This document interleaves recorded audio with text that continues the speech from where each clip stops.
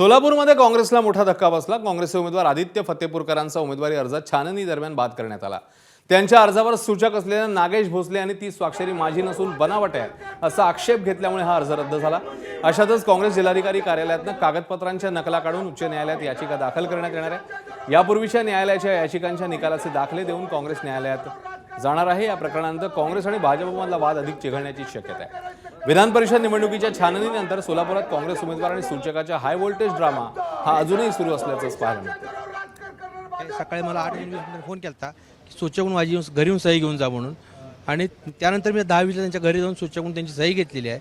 त्यांची आत्ताच सही ॲफिडेविट सही काय सांगतात तुम्हाला? 3 लोकांचा मला दबाव आहे. असं त्यांच्याबरोबर 20-25 लोक मागं पुढं आहेत त्यांच्या, इतका त्यांच्यावर दबाव आहे. त्यामुळं माझं असं म्हणणं आहे की हे इलेक्शन रद्द करून हे जे पूर्ण प्रक्रिया परत नव्याने सुरू करण्यात यावी. त्याला मी कधी सामोरं जायला तयार आहे.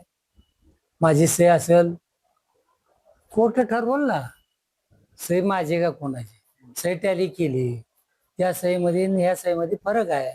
ॲफिडेविट केलेली सही बरोबर आहे.